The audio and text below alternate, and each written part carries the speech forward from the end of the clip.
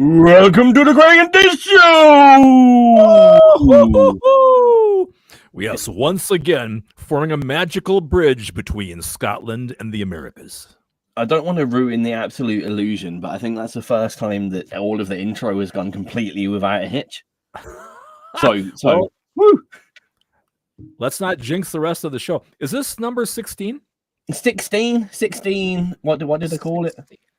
I don't Craig know. Tizz Show 16. It's a mix scene or something really lame like that. So if we were a teenager, we'd actually be having like growing pains and like acne and like puberty and 16 sucks. 16 sucks. Let's not do 16 again. No, let's do 17 next week. Yeah, we'll do 17 next week. Let's never do 16 ever again. I think that's a fantastic idea. Unless we come all the way around and do like 116. Does that count? Are we gonna make that count as a different 16? That's definitely another number. It's got 100 in front of it. Well, aren't we supposed to have seasons like a television show? I mean, this is season 1, right? Yeah, I mean, seasons for us seem to just change with the additional technology that we get. So, like, when we finally get our outro and some of our extra stings put in, we might. Sorry, something just happened on my computer and I didn't want it to. We might get season 2. Season 2 now with end credits. Yeah. New and improved. Well, look at it this way. If the powers that be at XRP cancel our show after the first season, I think we just go into reruns on the second season, right? Yeah. We've got them here to just keep replaying. So yeah. I mean, we could almost be. The only problem with replaying them is people in the live chat box on XRP will be looking at the screen, going, "Who are these people? Who are these people? Why are these people? Why are these people?" Well, people ask that every single week, and they keep coming back. I don't understand this. It makes no sense. So we could always go into syndication as well. Oh, don't. Do we let the people want us? Well, how much choice do they have? Not as much as they probably want. That's probably fair. Today in the Craig Tizz Show, we are diving into the world of music snobbery, which I like. So we'll definitely be talking somewhat guilty pleasures. All the crazy stuff that happens with high-profile media characters. Some may realize something's happened in the news, and some people might not care. How much does all of this make us want to pay attention? Does it mean that we are now obligated to do things? Do people have too much, or does music history even have too much of a play in the creative scene these days? Who knows? Yeah. Most importantly, an important one to discuss is it a crime to like Nickelback? Or have we just all agreed to bully Chad Kroeger for sport? I don't know. When they first came out, I liked them. Of course, to be fair, I haven't listened to them probably since the first album, so I have no idea what's up in their world. But what got me about Nickelback is like that was definitely a band of my Kerrang generation. I was watching loads of stuff on Kerrang TV, like Blink 182, Sum 41, loads of these like Bowling for Soup. There was loads of these like classic kind of pop punky stuff, and it was great. And then just out of nowhere, like Nickelback was number 1 on all Kerrang charts for like a year.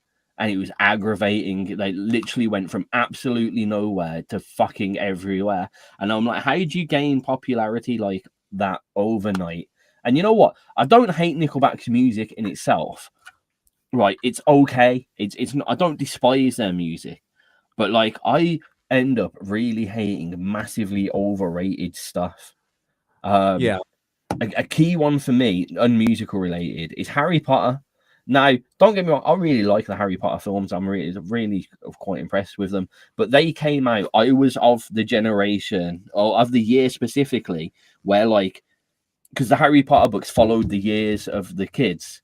And when the first one came out, you know, my year, we're all the same age as Harry Potter was, so he grew up with us. Now we're talking books here, though. Yeah, not movies, right? And now the books were like hammered in all the schools. All the kids in my school were like, "Have you read this one yet?" It was a whole fucking thing. Harry Potter was mental, right? And for me, with quite a lot of things, there's been series on TV that Peaky Blinders was one that was really good, but I refused to watch it until like way after all the hype had died down, and then I actually really enjoyed it. Now Harry Potter, I was put it off, and then I picked up the first book.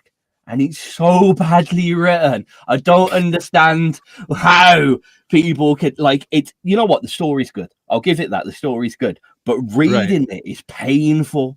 It's such a badly written. No, and all of the books I've tried to all of them, and honestly, I haven't got to the end of them. It does help that I've watched the film, so I pretty much know what's coming. Right. But like the fact that typically, if you go that way around and you like watch the film, then read the book. With quite a lot of things, you end up finding out more because they haven't been able to put it all in the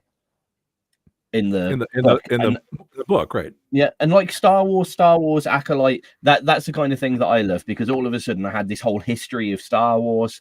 You know, I akin that to reading a book after you've watched the film. I was expecting to find loads of cool stuff about, and it was just that badly written that excitement was gone.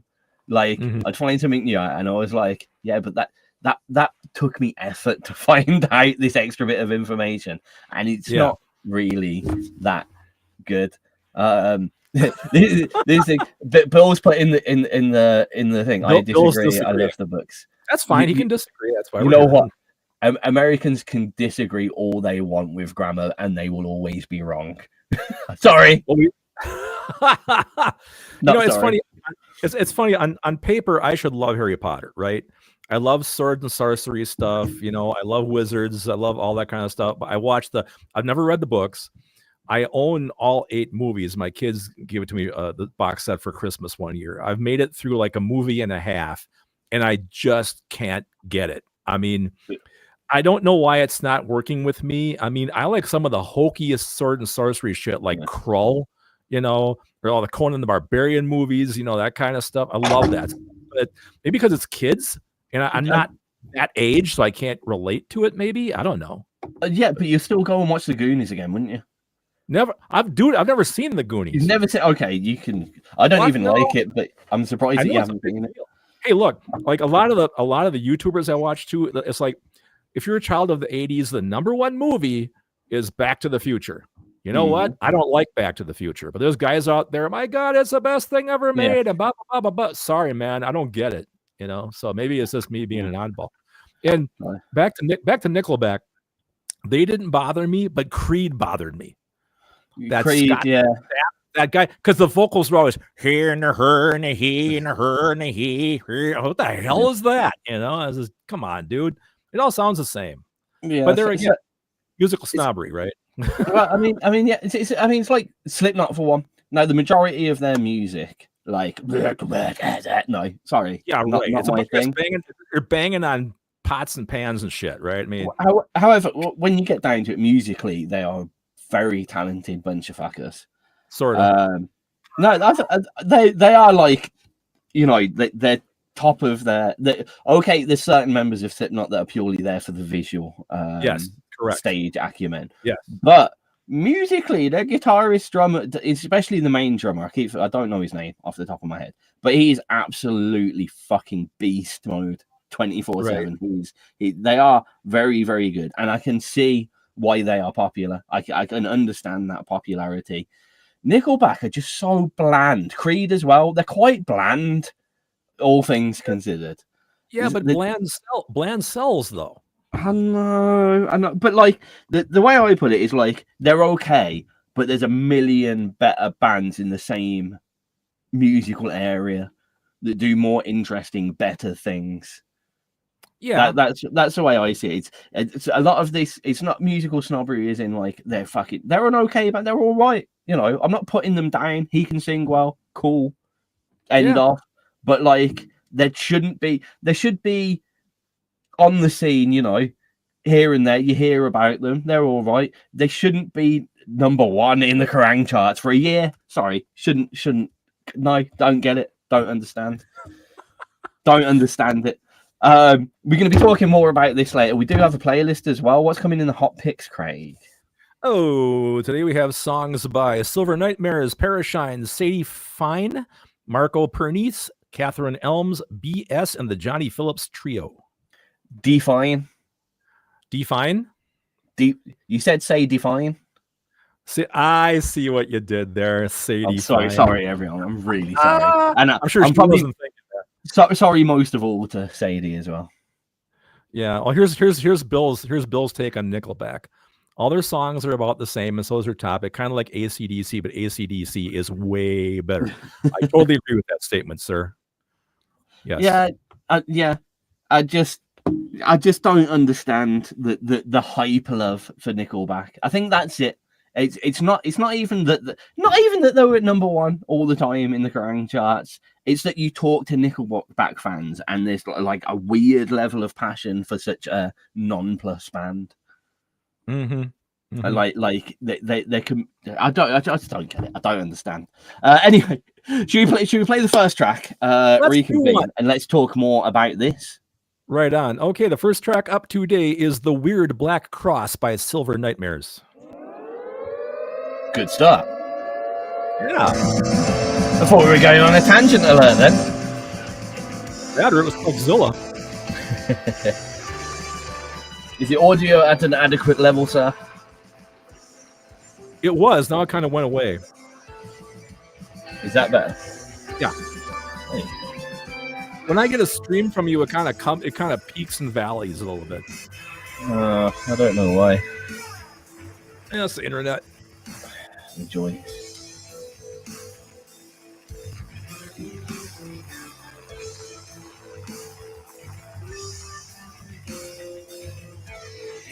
Does not seem to real. I did fall into a certain coaster. It's very big. Yeah. You know, it's so funny. I was going to say on air, you know, when you talk about Kerrang, your Kerrang and my Kerrang are so different. You're like Blink-182. My Kerrang was like Celtic Frost, Iron Maiden, Manowar, you know, the new wave of British heavy metal. That was my Kerrang when I used to read it back in the 80s. Yeah, I mean, that was in there. Kerrang TV definitely became very pop punk and emo quite quickly. Yeah, see, I missed all that stuff. Yeah, had like Real Big Fish, Bowling for Soup, yeah, Blink-182, Boxcar Racer. Yeah. I mean, and then like a lot of Evanescence as well. Oh, sure. Yeah. It's funny, you know, I think we can really talk about like musical snobbery in terms of how long you've been around and you think you know more about music than the next guy, you know, because I always pull up, I was there for the birth of punk. I was there for the birth of glam rock. I was there for because I was at the age when all that shit started, you know. It doesn't make me any better or smarter than you guys, but I was there for all that, you know. I'm gonna steal this idea of Louis Tizzy for I'm gonna send you an image. But this could work as a good copy. Okay. But I didn't want to give too much away though.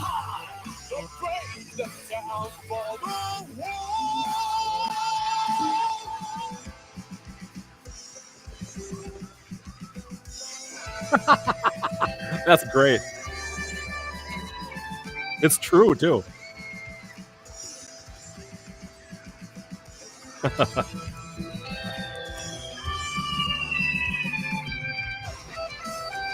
How many times have I had done that? I'll get some great idea at 2 o'clock in the studio. I listen to it the next day and I go, what is this shit? Like, geez. It was better when I was half asleep.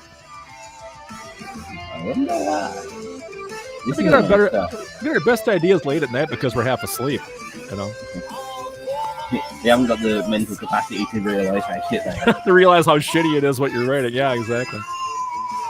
So did you watch that Rick Beato video I sent you last night where he's talking about musical history like Bach and Beethoven and Baroque and all that stuff? I did not, but I should. Because he was talking about nobody knows that shit anymore. They don't care about that shit anymore. It's quite funny because the first kind of proper music lessons outside of your primary school, hitting the tambourine or whatever, was a deep dive into gamelan. Oh wow! 1 second. You're listening to XRP Radio. That was a weird black cross from Silver Nightmares. We are going to be doing all the usual stuff. Probably a very short show and tell. What's for dinner? What's new this week? All of that kind of stuff. Geek time. Possibly the most important thing for mine and Craig's mental stability. What we have left. What we have left. What we're pretending to have left, let's be honest. Yes. But we've still got more music to come. And the topic of the day is, of course, music snobbery. Does anyone out there have some absolutely cringeworthy guilty pleasures? Is there anything that, or even guilty pleasures that you're proud to shout out? Any ABBA lovers? Any Spice Girls lovers? I was trying to think of another word for lover. All right, are you all actual just hardcore rockers till death? Admirers? I have a whole bunch of those things. I'm sorry not to cut you off there, but yeah, I got a bunch. I have one specific one, and I put it that everybody may even have the same guilty pleasure because it has been covered so many times in so many different styles of music. My old punk band, also did a cover of it. It's annoyingly catchy, and I've never heard anyone turn around ever and just turn around and go, I fucking hate this song. Britney Spears, Toxic. Really? Yeah, it's an absolute quality piece of music, and I dare anyone to say otherwise. She's an absolute state of human being, and I'm sorry about that, Brittany, if you're listening. You obviously aren't, and that will never come back on me unless we somehow become famous in a million years and our archives things are going through. But I think she's got her own problems and isn't going to worry about Tizz on XRP Radio saying that she's a state of human being. It's a personal opinion. I'm allowed to say it. But yeah, that catchy as hell. You know, it's funny you say that because I like the song before that a lot. What was the first big Oh Baby Baby? Oh, Hit Me Baby One More Time. That was a catchy tune, man. I like that. That just annoyed me slightly because like it was the first overly obvious. People started hitting back shortly after that of the overly overtly sexualization of schoolgirls. Well, okay, fine. If you want to go there with it. Yeah, that kind of soured it a bit. But yeah. No, I debate. I would say that there is no one out there, at least, that hates that song, and there's quite a few people that are actually secretly like, yeah, it's actually really good. I would not turn off the radio, or it's secretly in my locked Apple playlist. Well, no one's coming back in the chat box with anything yet, so we'll have to see what develops. One of mine, they're all closet Spears fans, and they're too scared to say anything, just in case this is a Spears sting. No, they're all digging their albums out now so they can listen to them. That's what it is. Where's my Britney? It's in the bees. Oh, yeah, fuck this. Why are we listening to the Craig and Tizz Show when we've got Britney on hand? I know. I got Britney Spears right here, man. Hey, another guilty one for me, dude, is Larger Than Life by NSYNC. Oh, my days.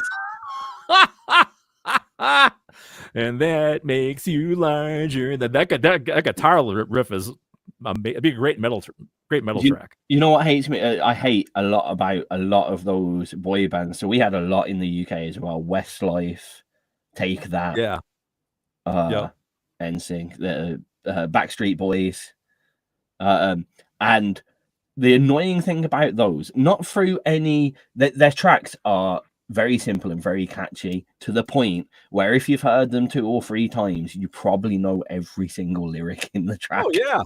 Yeah, I was just thinking about, as soon as you said that, a billion boy band tracks popped in my head, and I was like, oh, I could sing the majority of these with ease. Of course. And I hate that. That's a part of my brain that should not be taken up by that information. Yeah, really. I was never. There was a band called. It wasn't a boy band. It was just a boy duet called North and South, which I did like, and I had their cassette tapes, believe it or not, right next to my Lion King Hakuna Matata tape. I love that. And when I was hyper, when I was like 6, 7, 8, I did get into S Club 7. You wouldn't know them, but they were like... I've heard the name. They were the cheesiest of kind of pop. Brit pop, but not like Brit pop, like Blur, British pop music. Brit pop. Right. But there was a TV show on CBBC, which is children's BBC, the kids' version of the BBC. And they had a show about them just being a band, and it was on every morning, and you couldn't help but, again, annoyingly catchy tunes, where I could probably repeat every single lyric off their album, embarrassingly so. Yeah, have you got any of the ones that are like anything that's the other way around though? Like, oh my god, you don't like Pink Floyd? Like, is there a band that if all of your musical friends knew you absolutely hated, you'd be chastised for the rest of your life? Not really, unfortunately, for some strange reason. There's just not nothing really bothers me that much these days. My problem is I like bands that I think no one's ever heard of. I get a problem with that. So I really can't talk to them about it because I go, who? Yeah. What? I have a lot of problem with that. I listen to a lot of really weird shit. At least I think nobody really knows who it is. I will say something now that may make people leave XRP Radio. Okay, it's not really a guilty unpleasure or anything like that. It's bands I really don't care for. I really don't care for AC/DC. I don't care for Pink Floyd. I don't care for Def Leppard. I don't care for Thin Lizzy. I don't care for any, like the majority of those bands of that. I really don't have any time for, believe it or not. That's fair. It's all stuff I grew up with and I like, but that's all right. I'm not saying I'm not saying you have bad taste in music, Craig. You're just wrong. No, I'm joking. They're just like I can understand why people like them, and again, musicianship, especially Pink Floyd, as a premium example, is exquisite. But a couple of my mates, and my dad was into a bit of it, but he was more into like the Who and the Clash and stuff like that, Ramones. Me too. But he was into a bit of that, and I just don't. I never really enjoyed it. I'm sorry, everybody. And quite often they're like bands that people will like. Oh, your guitar playing's a bit like this from this, and I'm like, well, don't say that. That's mean. How dare you? That's not very nice. But everyone's saying it is in a compliment, so I can't really say anything. But yeah, a lot of those classic rock kind of bands and such. I didn't really get. I'm not an Iron Maiden fan. Don't like Metallica. Soundgarden, no, not for me. Even though a Black Hole Sun was a bit of a jam. Yeah, it was a cool tune. See, that's where our age difference really comes into play here. We're a product of our generations. I mean, my thing is, you start talking about popular bands like from 2000 on up, I'm lost. I mean, you can talk about like, Blink 182 or, name somebody, anybody popular in the last 10 years or so. I wouldn't have a clue because I don't listen to that stuff, not that I'm stuck in a time warp and all I listen to is 60s and 70s. I don't, but the popular stuff, I wouldn't know half of that stuff. Well, I wouldn't even say that because that was such a niche period in my life. That was definitely like that getting into music. So that was what I had access to. So I liked the best of what I had access to, if you get my drift. Yeah. I mean, if you look at my like pretty much past 16, my playlists were majoritively Ohio Players, early Chili Peppers, why can't I think of names now? Jaco Pastorius, Marcus Miller, lots of classic funk, Funkadelic Parliament, etc. Or like a lot of old acoustic-y music, folky, acoustic ragga, and then like drum and bass DJs, Flux Pavilion, DJ Fresh,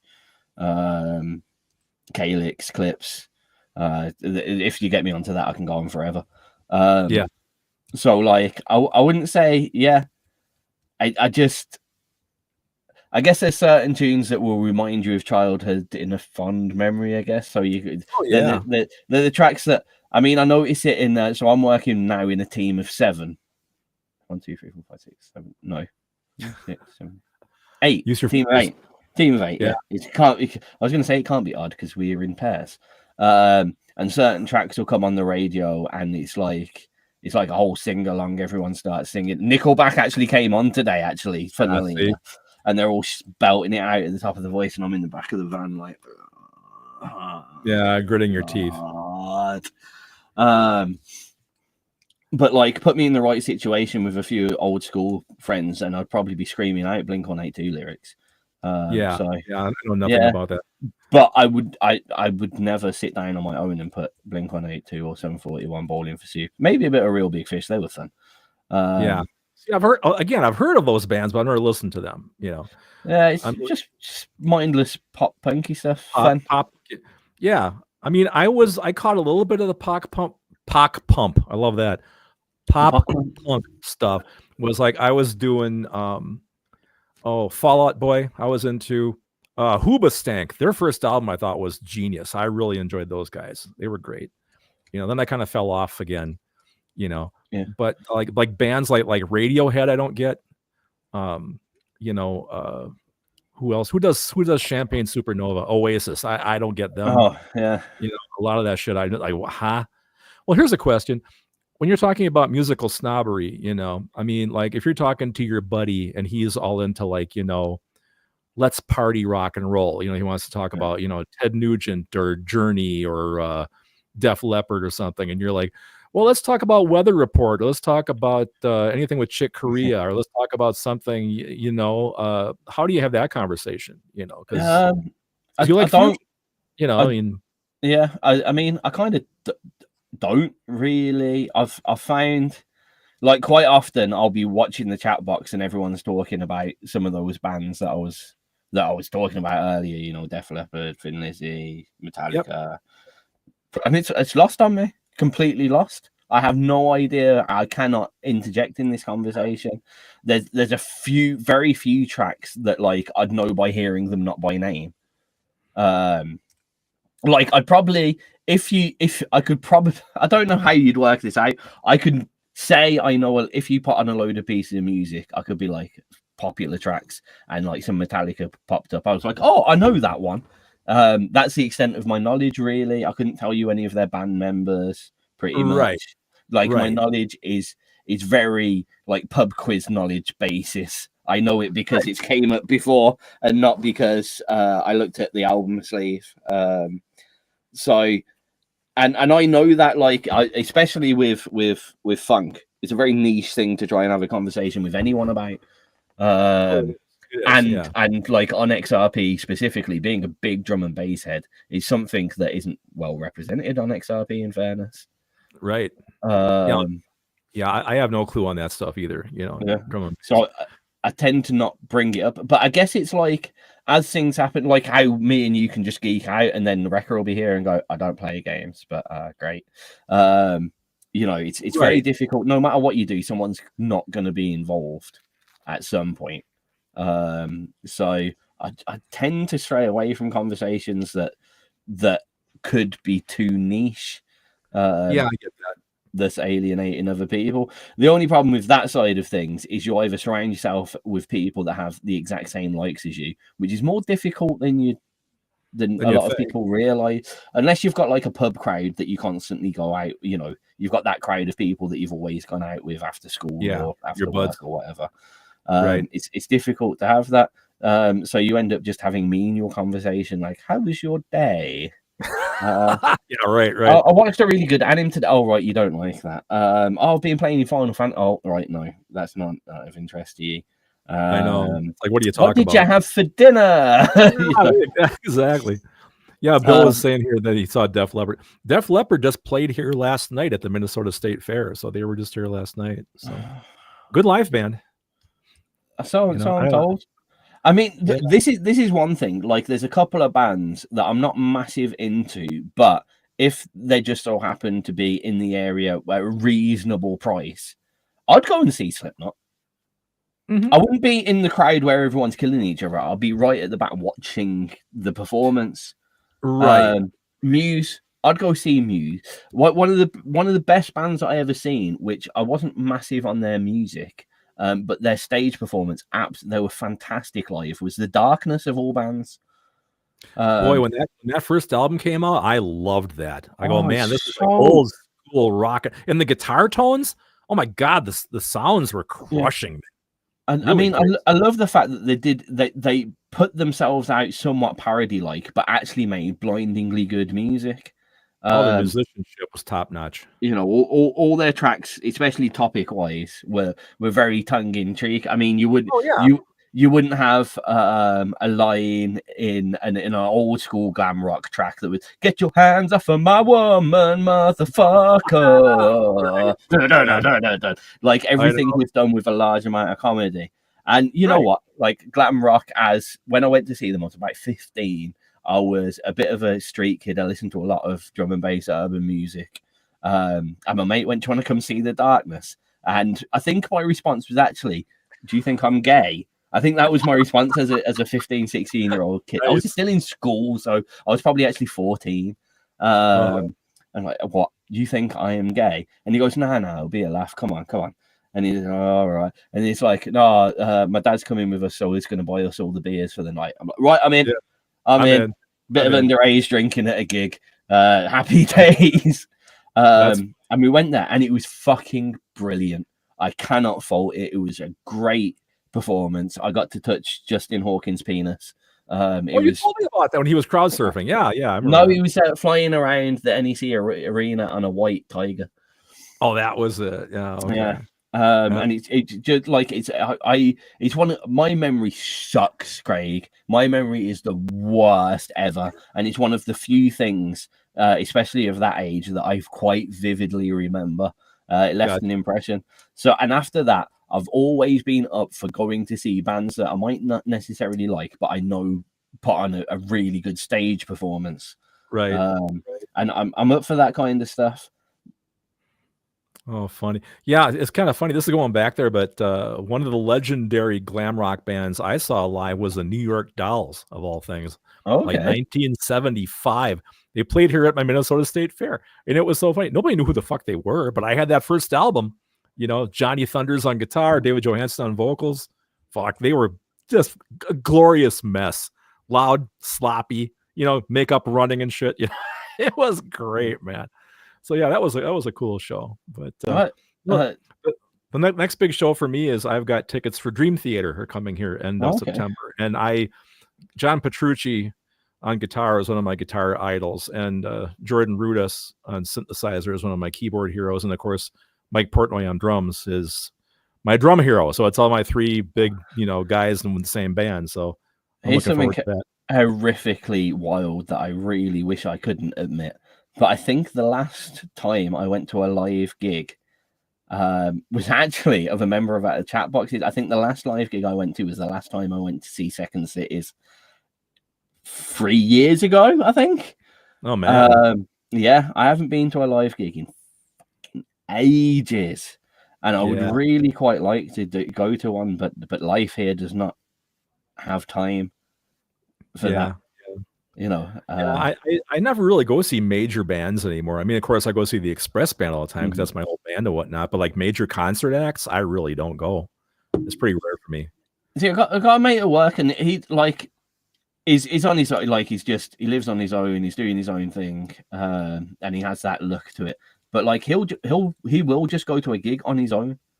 And just be like, yeah, I just went. I fancy going to it, so I just went. And I'm like, okay, sound. Fair enough. Well, I'm one of those people too. When I go to a show, I'm not going for the party. I'm there to sit and watch the guys play, right? I'm that guy. I'm just taking it in, watching what they do, because see some pretty incredible musicianship if you're lucky. Oh, I was gonna say too, we're talking about hidden pleasures you don't want to tell anybody.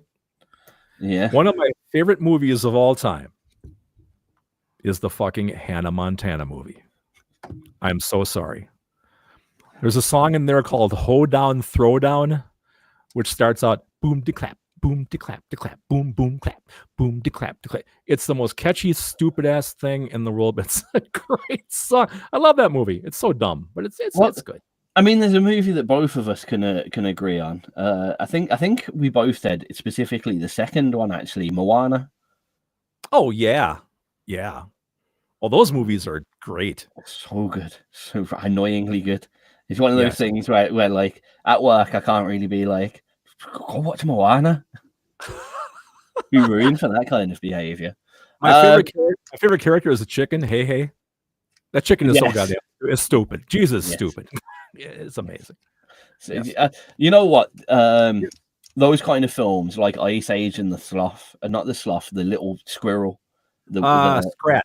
Yeah, Scrat. Like they do stupid idiot characters so well. Just you like, and it's not just taking the piss out of them because they're stupid. It's like you're cute, and we have formed a bond with you, and you know they fall on the head, and you're like, oh, idiot.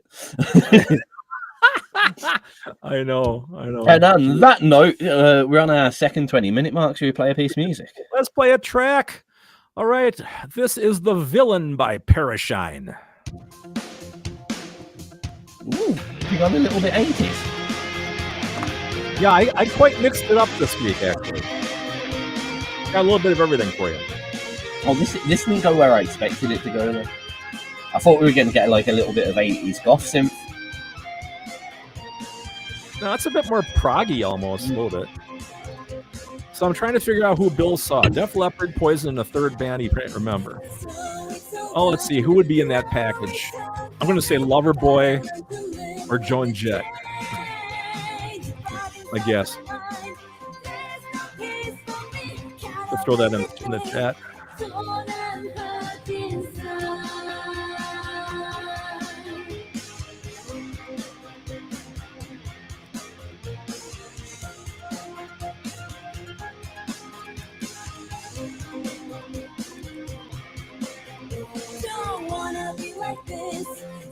With agony made by my mind that is pulling me on. I wanna let it go, but the pain is seeping through. What to do? That was the weirdest thing, going to a gig at the Academy to go see Go-Go Bordello, who's like gypsy punk ska, right? Very Eastern European vibe, and then we're waiting for them, and everyone in the crowd is like, kind of hippie-esque dress. Yeah. And the first band that comes on was Skindred. Have you heard Skindred's music ever? I have not. What do they sound like? Heavy. It's Slipknot level heavy death metal doom. But does it have the guttural vocals? With the some of it, but no, they're like a dreadlocked reggae band. Okay. But like also it's like ragga metal. It's crazy. Skindred are fantastic. You should check them out. You might not like their music, but you'll appreciate what they're doing, definitely. They are fantastic. But I'll check them out. Yeah, like weirdest thing to Go-Go Bordello where gypsy punk, Eastern European vibes. Everyone's gone to that gig. They all dressing in that similar and then Skindred come on, and it's you'll probably know one of the songs if you heard like some of their famous. Okay. I can't pick out anything off the top of my head. I'll check them out tonight. I always end up in the game room every night late at night, so I'll probably my YouTube feed is nothing but all these totally obscure goth metal, Viking bands, people hitting bones together and shit, and just some of the weirdest stuff, but it's fun to watch. I found this newest one. Her name is Patty Gurdy, and she plays the hurdy-gurdy. And Of it's very, course like, she does. Of course she does. It's very medieval, you know, really cool.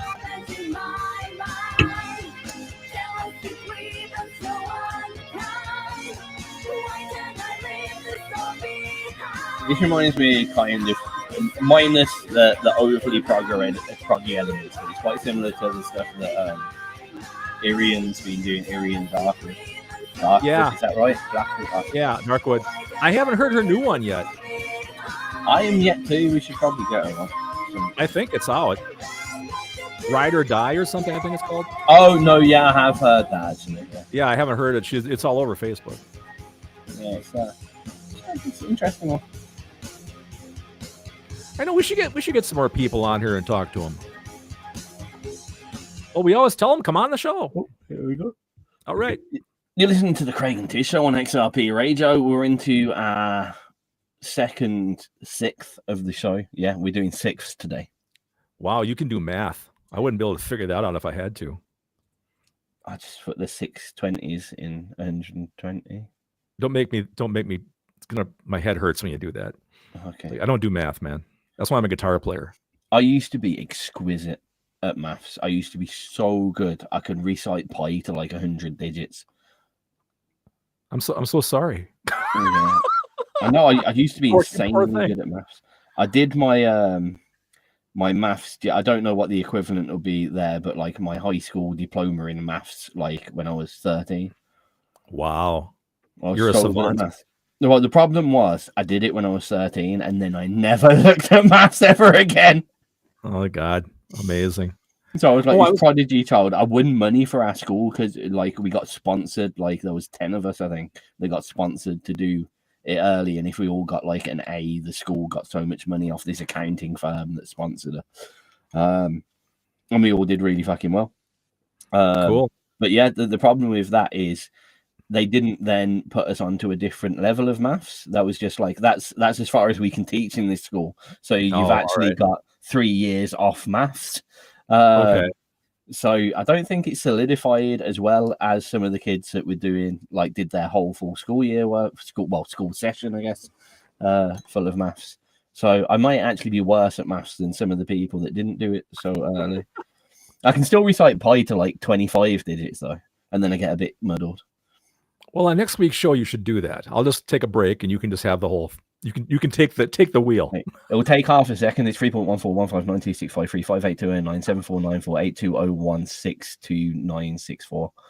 That's as far as I can get. Thank you. And if you don't think I'm telling the truth, 3.14159265358209749482016491. Oh, I fucked up. There was one less there. I forgot. Yeah, and I'll do it backwards, hot shot. No. I'll do the alphabet forwards if you want, though. No, that's okay. That's about as far as you're getting from me. Oh, man. You just heard Parashyne with the villain, by the way, before that. We thought it was quite Irian Darkwood in styling, but a bit more proggy. What do you think? Was. Yes, I totally agree. I want to talking about the snobbery. At what age can you pull the age card? The whole. You come at me talking about Slipknot, right? And I can say, well, back in my day, the Who were the greatest thing on the planet, or Led Zeppelin walked the earth and they were like gods, or, when can you pull that whole thing? Because I always bring up when I was in high school, I don't know. That stuff. I think when it comes to music, unless you're doing it to your own children or like cousins or whatever, I think you just sound like a twat, to be honest. You probably do. If I will tell you right now, kids watching loads of Pokemon. Now I used to love Pokemon as a kid, right? I still like Pokemon. These new ones piss me off. Like I'll play the game, don't get me wrong, but the TV show. All these new Pokemon and the fact that like they just got bored and they're like, we need Pokemon to do something. Oh, we'll give them a gem and they can become big Pokemon. And like I'm like, come on, guys! You're just annoying me with your ideas at the moment. There's a key on a chain Pokemon now. It's literally a floating key on a ring. Like really? Yeah. There's an ice cream Pokemon. Don't they do elements anymore? It was easy when you played because you had fire, water, electric, and earth, and you could just. They do elements, but they keep adding new ones as well. So there's like fairy, dark, You know, there's So all good. this different that like they've ruined that. They tried to expand, like Final Fantasy did it right because they got their elements, and then they added like an Ultima material. and a Holy and a Gravity, but like they didn't go crazy with it, and like even in different games, it's the same basis of magic. Pokemon just wanted more stuff. Like they territorialize and they can Mega X evolution with a card thing on their wrist, and it's like, what? No, you're ruining my whole childhood here. So Yeah. I will go like, no, there's only 151 Pokemon miles. When I was a boy, there was only 151, and there's only 151 now. Because Wrecker is here, he does not play video games. If Record doesn't play video games, though. but yeah, like I think if you're being a music snob, you can only really get away with it to people that are close to you. Maybe if you're a teacher as well, to the kids in your class. But I feel like if you're sitting down in a group of musicians sitting in a circle or whatever, and the young ones are going, have you checked this out? And you go, back in my day, they didn't have, you could only put one effect on at a time. That's right.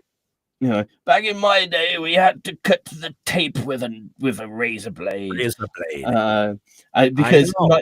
I know what I was like at that age, and I look at people now, and it's just like, yeah, well, I do it with a delete button. You're stupid.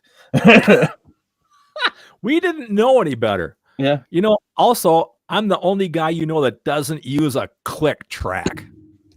I don't record to a fucking click track. I'm not a damn computer. What do you people want from me? It's ridiculous. Want you to be a bit tighter, please, Craig. No, I'm joking. Well, no, music needs to have some slop, my friend, a little bit of play. You know, ahead of the beat, behind the beat, rush it, and that's what makes it sound live. It is. No, that's right. So there you go. I'm on the standing on the mountain here. I'm pontificating to you guys about no click tracks. So there you go. But all right, if you play it to a click, think about how many people would want to come and remix your music, because it's all nice and easy to remix to a click. That's why I don't do it, so they can't. No drum and bass Clickzilla. No, unless you want to do it. No, I'm the only one that's allowed, is it? I can send you the stems. You can figure it out.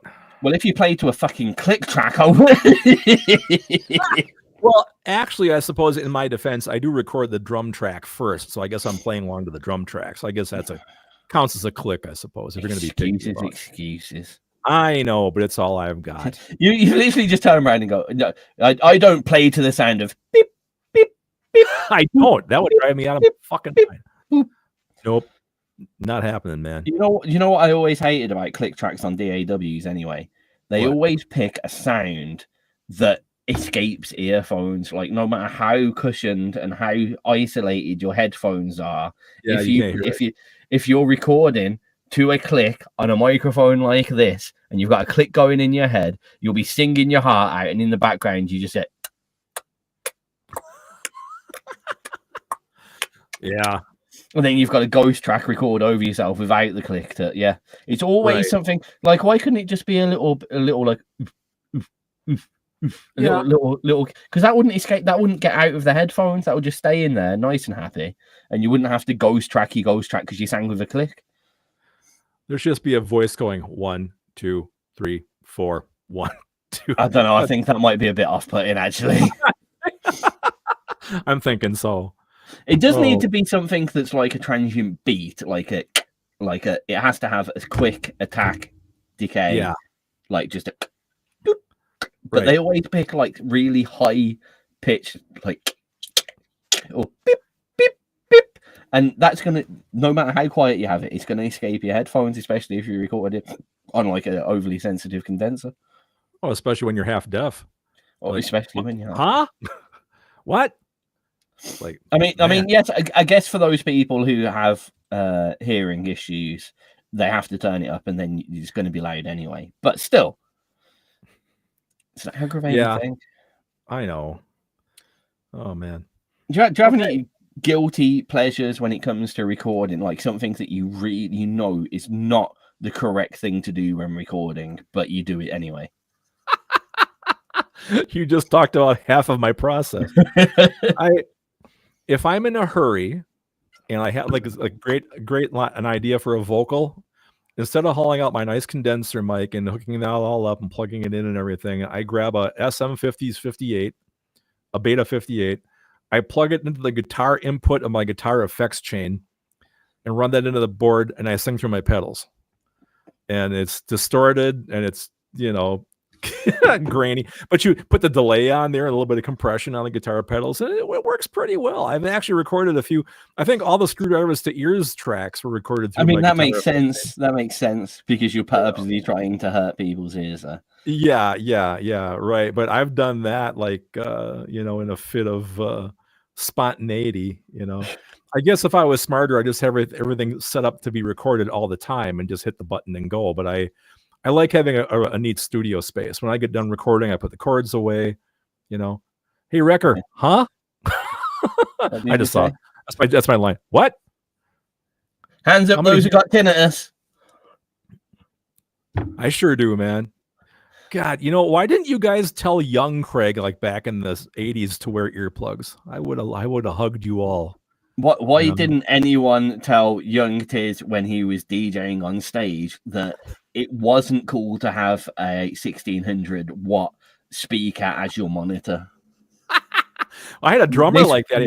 This ear is fucked. I used to, because I always got really hot. Like, I've always had a problem. I get overheated very easily. Yeah. I sweat quite a lot. Headphones at a rave, when you're behind the booth, it makes your head very hot. I'm a cap wearer anyway. Right. I shouldn't be a cap wearer considering I always get so hot, and I wear black caps as well, so it's just completely counterintuitive. But my guilty pleasure, thinking that I could just get away with it, thinking that my ears were indestructible, was in God's Kitchen. I had a 1600 watt speaker there whilst I'm mixing. I'm mixing here, and I've got a 1600 watt monitor speaker here, pretty much on full blast through 45-minute sets at a time. And years later, I'm like, why have I got tinnitus? Why? Was it like a 15 in the horn? It was worse. It was a 13-inch, two 4-inch tweets, two 4-inch tweets, a 13-inch, a 15-inch with woof. Oh man! So it's one of those stack 1600s. Combo, yeah, big combo speaker. Fucking huge it was. Warrior Audio, 1600 watt, modded to fuck as well. And part of the reason, why I had it so close was the woof kept me cool. Yeah. So I cranked the bass up, and I've got all the wind hitting me in the face, so it kept me. It was a great fan, to be honest. It was fucking fantastic. The only problem was I always had to use, so my decks at the time were not that expensive, so we always had to use my Powell's Technics because mine jumped too much when the monitor was up. So halfway through a track, like all over the place. Oh man. Wrecker, I gotta ask you, not being a bike rider, what is helmet noise exactly? Is that I don't understand, like the sound outside gets too drowned out, or you just hear what you hear inside your head, or I can only expect it because you're going fast and you're vibrating. Does that, or like the wind whistling through or something? The wind whistling away. Yeah, I was thinking more like, does the helmet like rattle a bit and you gotta have it earplugs? Yeah. Because right. I could see that doing damage to, especially tinnitus damage to you. Oh, all man. That high end crispy clicks. Well, to this day, I always blame my old drummer Ron for my tinnitus because the way our stage set was, his crash cymbal, his right crash cymbal was right on my left side of my ear. Like for 20 years, bang. So it's like that's why I've got nothing on the left side. I tried earplugs when I was gigging, but I would have loved to have the money to do in-ear monitors. That's a big debate for me too, because all of my friends have them. My band, The Express, they all have in-ears, and they swear by them. But to me, man, I want to have that sense of open air. I want to be able to tell the guy next to me on stage he's an asshole. That's very important when you're playing out live. I think you feel so isolated with that, but People swear by them. I just don't get it. I think I was right. I did something right. I was Mhm. right. La la la. Sorry. You messed up. Yeah, right. Oh well, I don't know. No, I was just on about Wrecker confirmed the helmet vibrates. Oh, I haven't seen it yet. Yeah. Oh, vibration noise. Yeah. Okay. Yeah, like I said, that concert I have coming up in September for Dream Theater. I'm in the orchestra pit front row seat 1, and I'm debating if I should bring ear protection or not, or like at this stage of my life, does it matter anymore? It's funny when you sit down in the very front like that. They have small what's the word I want? Like portable small composite monitors, right? They kind of face the crowd, and they're not blaringly loud. It's more like fill, because you got the big towers on either side of you, and you're sitting in front of all that, right? So it's all going past you, but it's like little fill spots right in front, so it shouldn't be super loud, I wouldn't think. So I'm debating if I should get some earplugs or not. I think gone are the days of bands just trying to be super loud on stage to be super loud. Yeah. I remember there was a drum and bass rave system that was called the Valve Sound System. It was all gigantic Valve speakers. Someone's here. Who could I guess be? And it was renowned for it was there to be ridiculously loud, and it was ridiculously loud, and I did enjoy it. Who is it? John? Oh, hello, John Wilkie from Joycey. How you doing, John Wilkie from Joycey? It has been a minute. I'm glad you're back. But yeah, should tell you what. Do you want some? Should we have some guilty pleasures, as in guilty pleasures from people that are here? Well, of course we should. It would be the right thing to do. I thought so as well. We've got Second Cities. They've got a new track out at the moment. Cool. We do like Second Cities. I need to press. Where's the button that makes everything better? There it is. The better button. It's been quite a while since we heard of Second Cities as well. Yes. We played this for the first time on Saturday. They'd only told me Friday that it was going to happen, and we did kind of a very last minute style show on Saturday. And then when we went to play, I can't even remember what was happening, but Catherine was doing something or other that was putting us off. I'm like this is their brand new track. Let's introduce it properly. And then I can't even remember what she was talking about. I'd have to go back to the video, but it was ridiculous. But here is the new one from Second Cities. It's called Divide. It's a quick little short 2 minutes 30 seconds, and you'll enjoy it. Cool.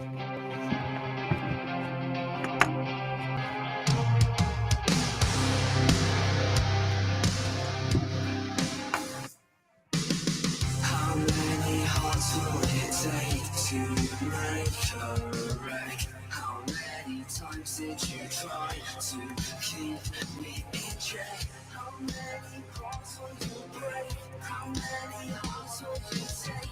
How many friends will you betray? You know I'll never be the same. I'll draw the line. Just give me time until you come on crawling back into my life. I stayed and tried. Threw me aside. Go on, make the angels cry. This world will fall to divide.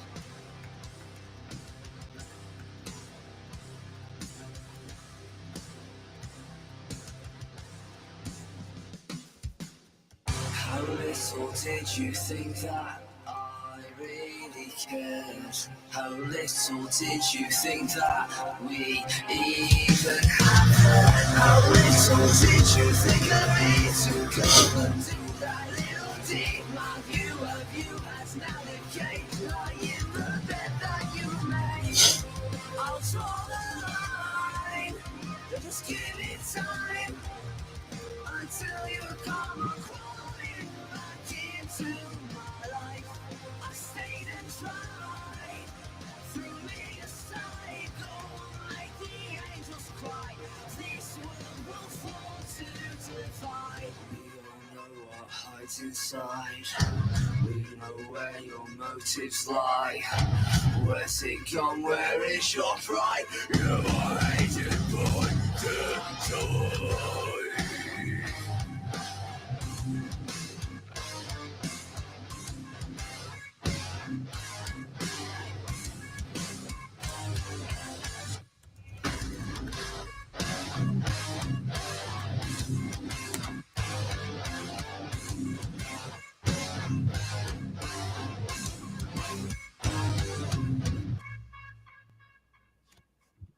Bit of divide from Second City, short and sweet, but hard hitting. Would you say?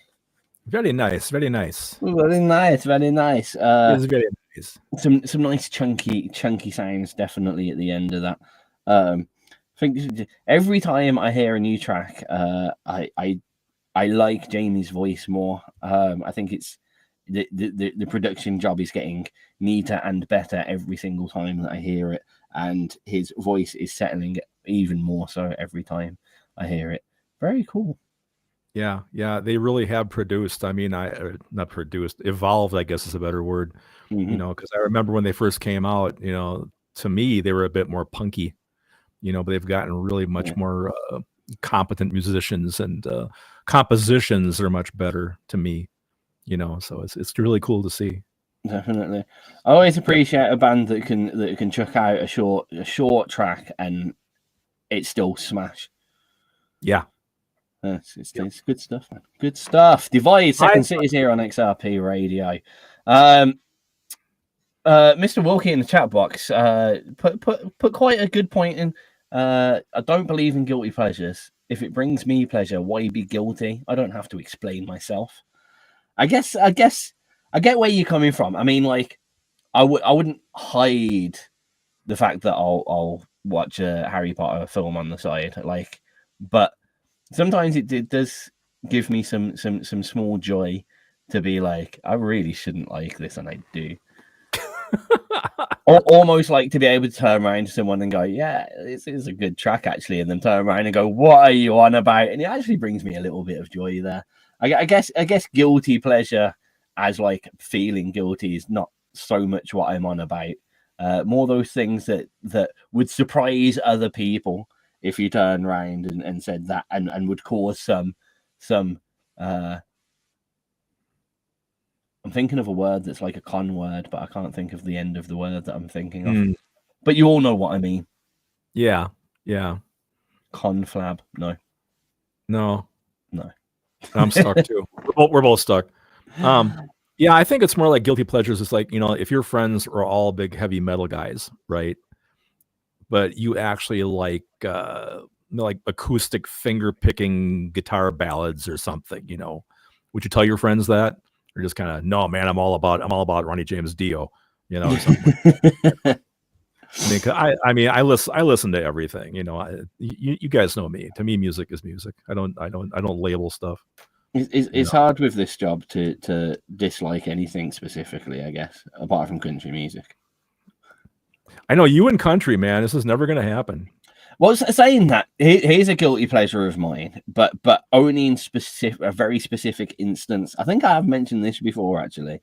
But in the film, I think it's The Cat Returns by Studio Ghibli. I think. They do a very quick rendition of Country Roads, but like it's folk style, but also like, I don't know how to put it. It's a violin, cello, singing, tambourine. Okay. I think that's all that's in it. And it's quite a folky rendition of it. And it's really good, and I love it, and I think it's fantastic, and the lyrics go really well to it. The original country version of Country Roads, and I fucking hate that with a passion. Can't stand it. But weirdly, because of that love, I'll find other, because Country Roads has been covered in so many different ways. Anyway. Oh yeah. For sure. I'll really get into certain versions of it weirdly. So for someone that passionately hates country music, for me to like that, I guess is a bit of a weird.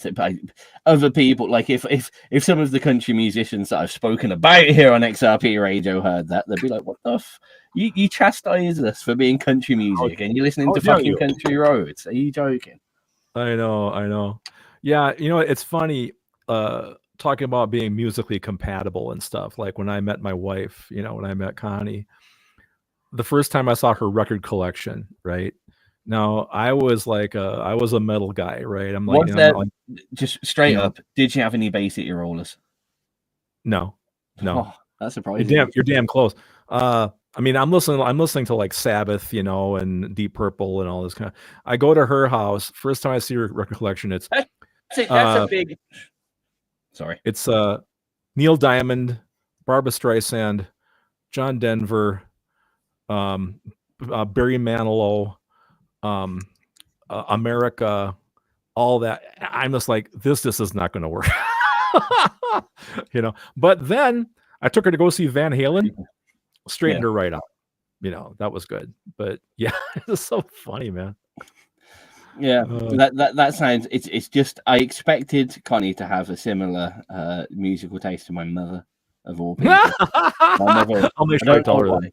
I don't know why, but my mother was an absolute probably still is a raving Bay City Rollers fan. Oh my God, Saturday. Yeah. Night. Ay. All right. So where are we at? I got 509. Oh, we're past our third quarter. We are. I know. Our third six. We're halfway. Is what I'm trying to say. Yes. So define. I know you keep saying define, like as in Sadie fine. That's what I thought we were going for. See, there you go again, man. Yeah. All I right. thought I'd try it. All right, guys. This is a song called "Grow Up" by Sadie Fine. I probably should after all these terrible dad jokes.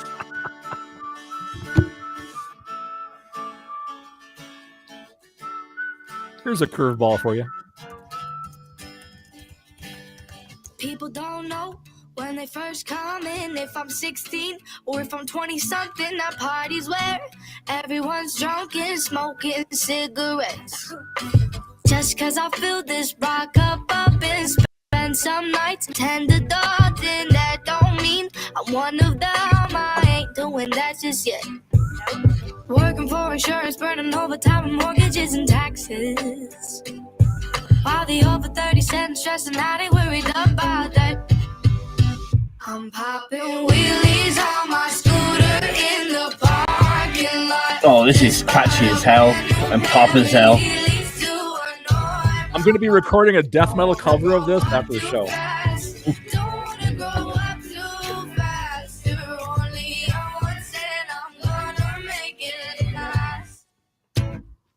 Still don't have my driver's license. I'm scootering or Ubering, trying to find a ride in. Don't know if you know. I don't know whether it's too British for you, but actually, is she even British? I don't know. Zara Larsson got a very Zara Larsson style. I got nothing, man. I think she's a very British pop artist. Yeah, that's a bit of a guilty pleasure of mine, actually. Zara Larsson's "Lush Life" is a hell of a track. Okay. It's a really well put together, catchy piece of shit, to be honest, but I like it.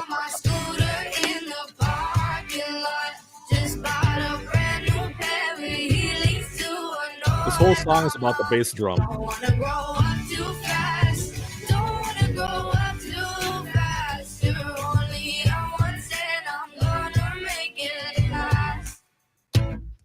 And maybe I should study for my ACTs. Maybe I should try to keep my bedroom clean. But you know me, hey, you know where I'll be. You know me, hey, you know where I'll be. Popping wheelies on my scooter in the parking lot. Just bought a brand new pair of Heelys to annoy my mom. Don't wanna grow up too fast. What a great lyric, though. Too fast. You're only yours and I'm gonna make it last. I'm popping wheelies on my scooter in the parking lot. Just bought a brand new pair of Heelys to annoy my mom. Don't wanna What a life. Bought a brand new pair of Heelys just to annoy my mom. Yep. Brilliant.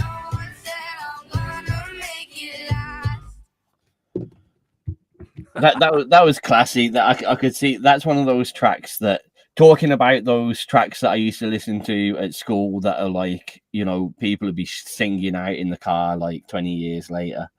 Yeah. That's one of those. I can see that being like a scream out, shout out track.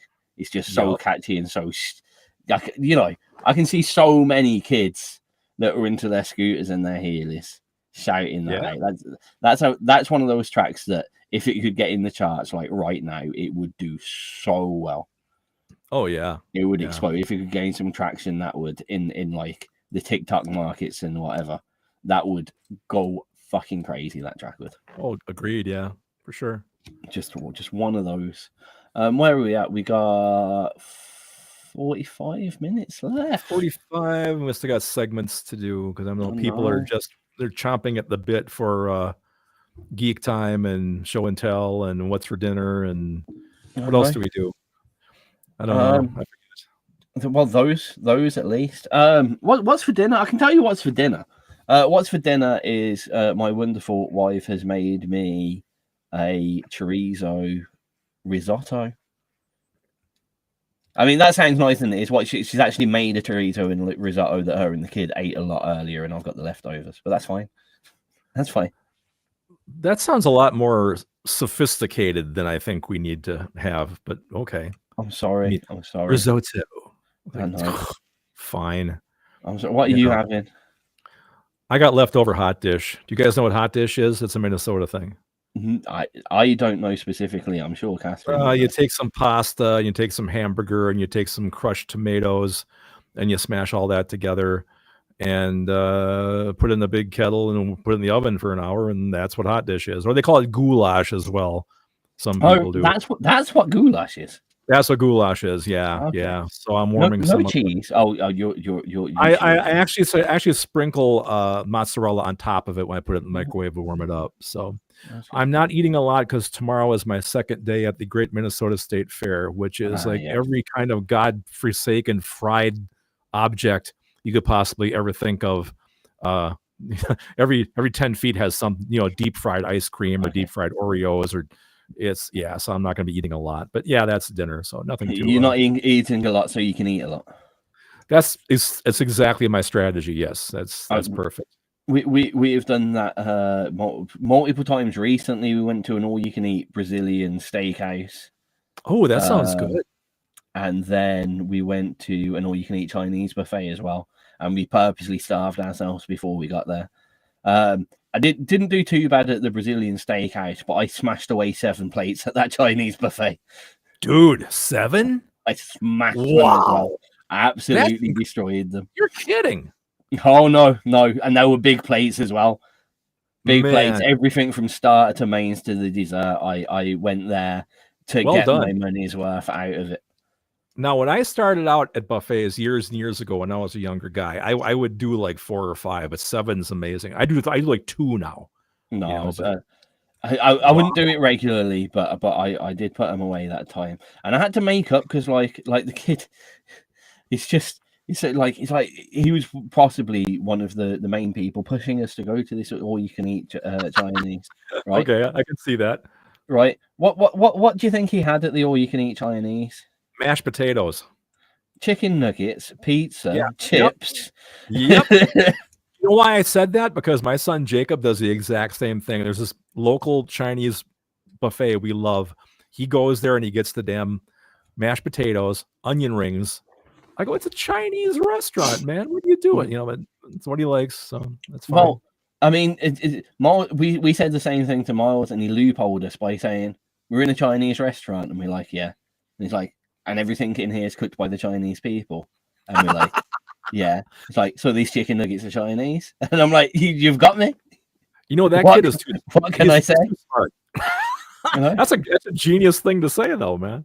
Absolutely killed me there. Like, all right, then carry on with your chicken nuggets. There you go. The Chinese. I'm not going to stop you.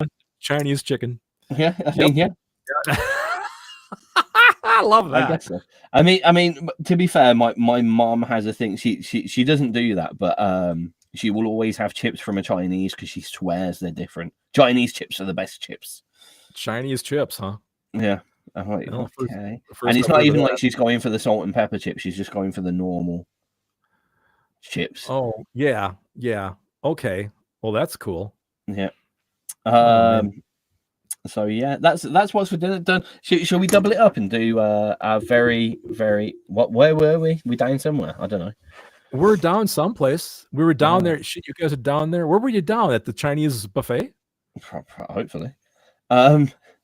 I thought I'd do super quick the show and tell because my show and tell is lame. I don't know what Craig's got. Oh, you found a video. Hello. Oh, hi. Hello. Here as well.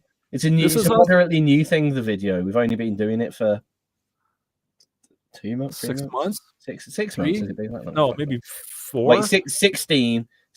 So 4 months. Yeah. Yeah. Ish. Okay. Yeah. Yes. Yep. So show and tell for me. I'll be honest with you. I didn't have anything ready. I basically walked back from work and then did this show. So I've literally just picked up something from my desk that I love. It's just here on my desk. It's always here on my desk, and it brings me a little bit of joy every time I see it. It comes from a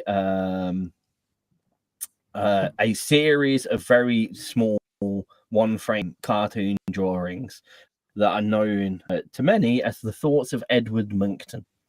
And I think everything that he does just makes me smile a little bit more. I have to take off my background so you can see it. So my parents bought me a range of coasters. I've had like birthday cards from them, but Edward Monckton birthday cards. This is just one of 4 coasters, and you might get all 4 over the years, but this is the one that I had to hand. And it's the Pig of Happiness. May his joyful smile remind us how much there is to be happy about. How wonderful He is is so that? happy. And look, he is so happy. Ooh, he is so happy, and he is a bit dirty as well because I had a cup on him. But I've got another one that's a little the lost sheep of something. My favorite one was a card that I got was I've told Craig about this already. The Little Bags of Happiness, and it was a hand drawn bag on a rope, and it just said the little bags of happiness say that there is nothing that they cannot do. That's so cute. Do you think that somewhere in some studio? You think somewhere in some studio that records nothing but like black metal bands, there's like the Pig of Evil? I hope so, and I hope Like they meet one day. A little coaster. I hope they meet one day and have a fight. See who wins. Yeah. Yes. So mine was short and boring, really. What has Craig got? So was mine. Hold on. This just got dropped off on my doorstep today, right before the show started. Oh, snap! Brand new, baby, because I needed these. Brand Snap. new M40Xs. Yeah, because these are the detachable cords and everything. The one that I have now has this stupid long cord, and it's always wrapping upon itself, and it's always tangled up and everything. This, I can unplug it from the headphones. Have you opened the box yet? No, man, it's still sealed. sealed. Mate, you get more. You don't just get one. You get a short one. You get a long one. You get a coiled one. Yeah. That coiled one is a lifesaver in many a situation. Really? Oh, well, yeah.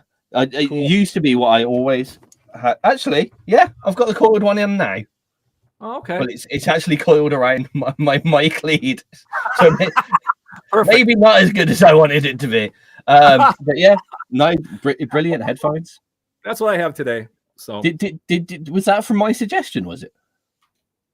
No, actually, I've had those on my wish list on Sweetwater for like the last year. I finally got around to pulling the trigger. That's so weird that you went for the same ones. As a little bit of bonus show and tell, then I have the same headphones. Oh, do you really? Did you not know? I didn't. You never told me you had the same ones. Exact same ones. Oh my god, cool. Actually, I think I might have the one up. Are you?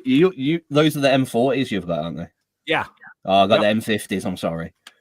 You always gotta try to outdo me, don't you? I had these before. You fuck off. Anyway, these I actually won these from CoSound from one of their social media giveaways.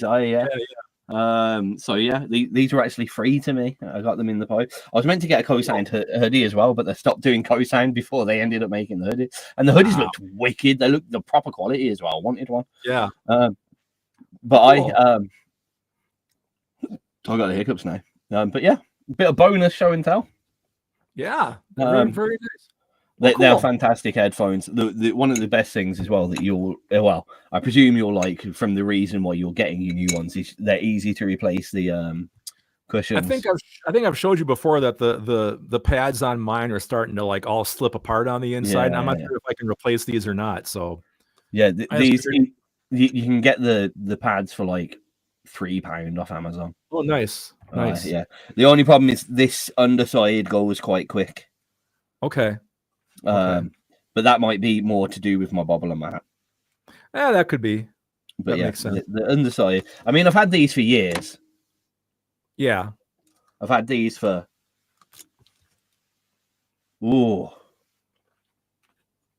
many years. I think I had these in about 2020. Probably about 4 years old. These, so they're not doing too bad. They're not doing too bad. And I've only replaced the cups once. Okay. Well, cool. And you can get better cups. To be fair, you can get like memory foam ones, so they don't stick to your head quite as much. So yeah, cool, good stuff. Right. Hey, good show and tell. Yeah, I thought so. The next show is this time next week, or the next tag show is 8 till 11 p.m. GMT UK time on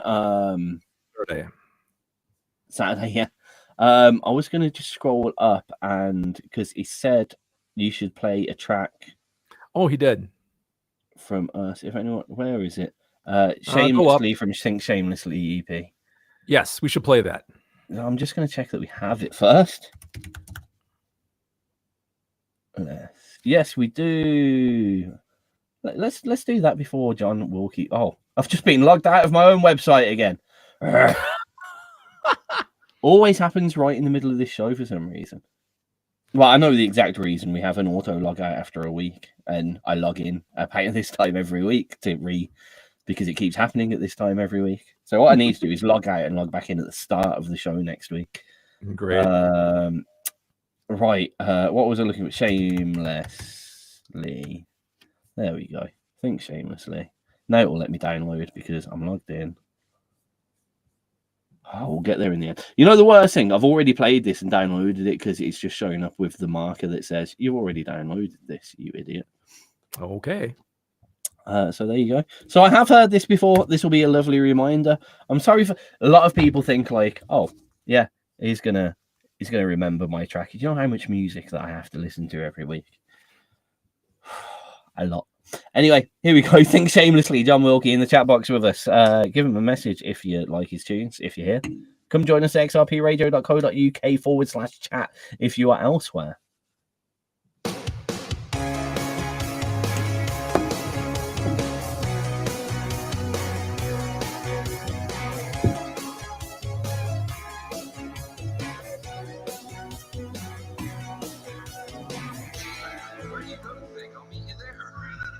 What is natural? What is convention?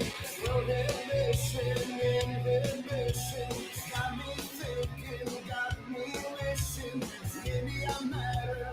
Maybe I can teach them to think shamelessly. Can't walk a miracle. Why is it an obstacle? Push on through it. I know you can do it. There is reflection of self. Sorry?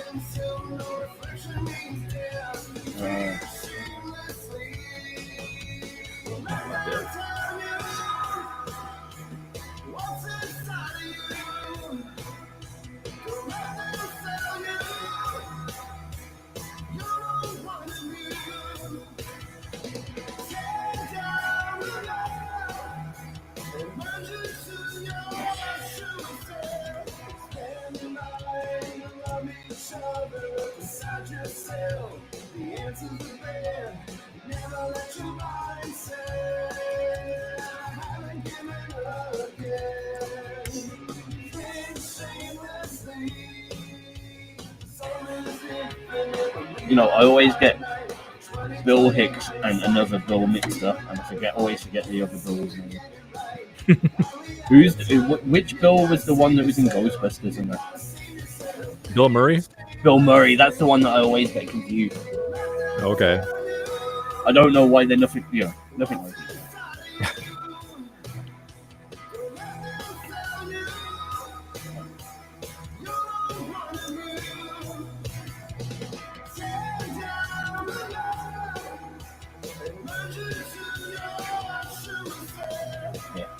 because I remember having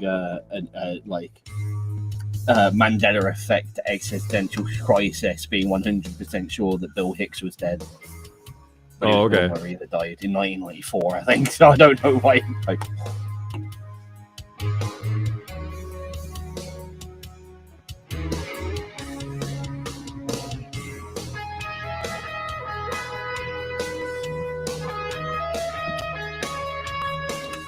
I like that tone on the solo, bringing it down with the bass as well.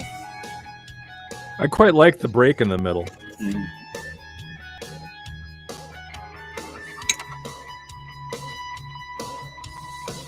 Kind of a woolly bass, like whoop, whoop, whoop, whoop. It's almost sounds like slow attack. Who is dead? Bill Hicks is dead? I think Bill Murray is still alive, as a matter of fact. I thought Bill Murray was dead and Bill Hicks is alive. No, Bill Murray. There's a local baseball team here called. Bill Murray's alive. Bill Hicks did. Yeah, that's the right way. Sorry. Yeah. See, I'm getting confused even now. Yeah, Bill Murray owns the baseball team in my city, the St. Paul Saints. Really? Yep. He's co-owner. I know he owned a load of comedy places. Yep.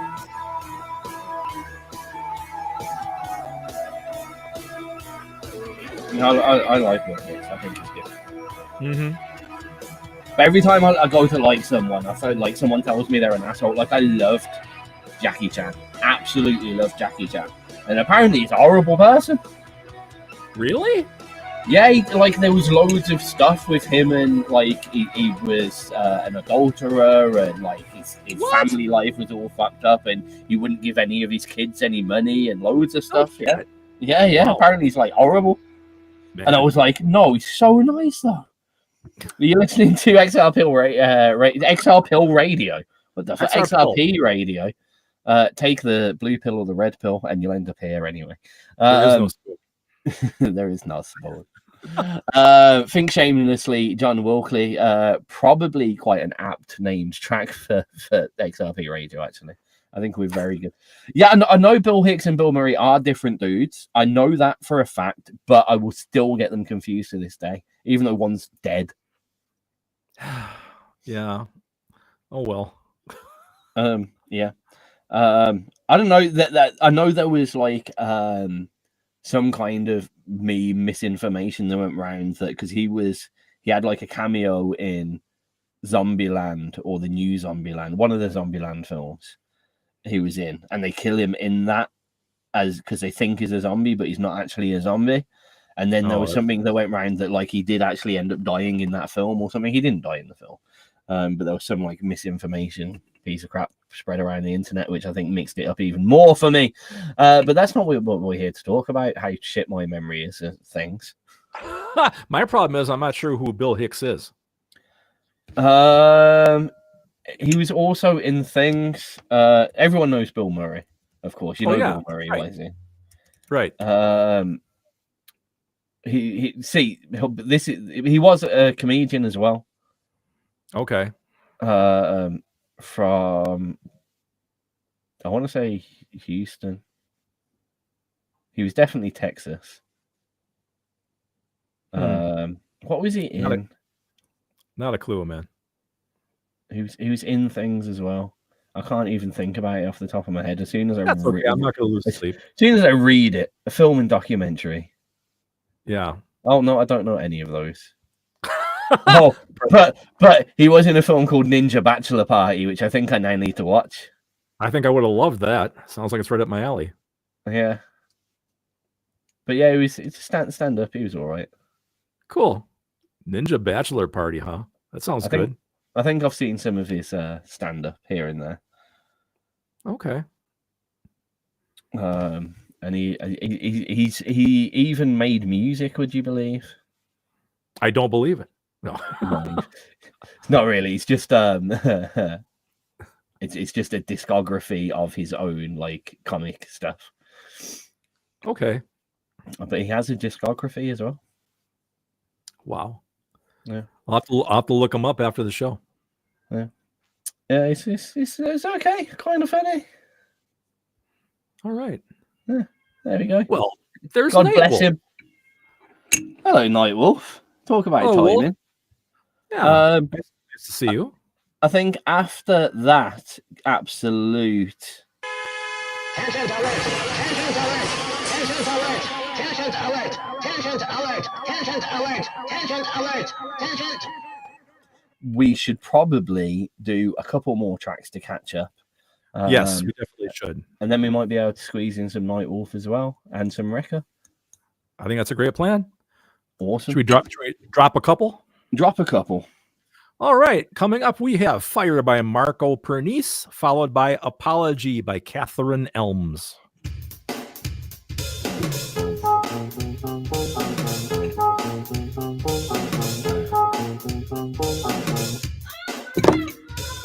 Love and sex is the game of life. Love and sex is the game of life. I will make it all the lights. All my hopes and dreams are found. Marco Pernice, I love so many of his ideas, and he's got so many creative musical things. I sometimes feel that there's too much mashed into each track and too much of a journey. Yeah.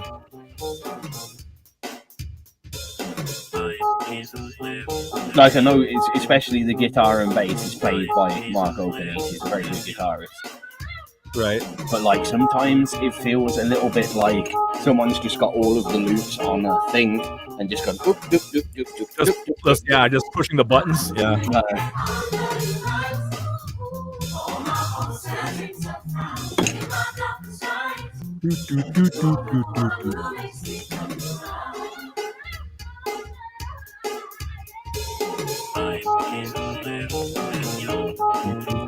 I do like that little walking bass line though, yeah.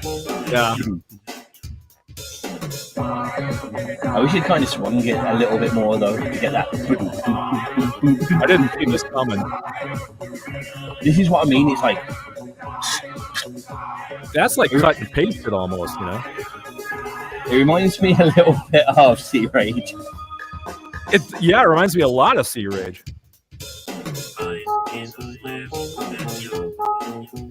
Well, I'm not going to advertise this too much, but I think I have the final Sea Rage track coming next month. And Sea Rage is Final. yeah, I can't. There's nothing. This is the same loops over and over. So I was like, yeah, do something else. Too many emotions in your head. It's already in the cans. Too romantic. You often don't remember what you say and what you do.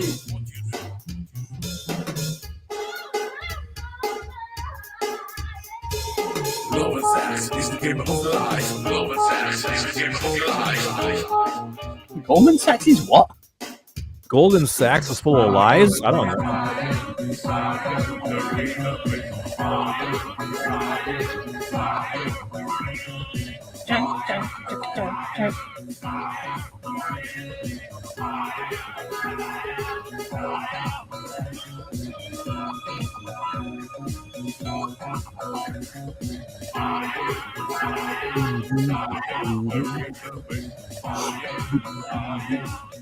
The bass is fun, definitely. Yeah.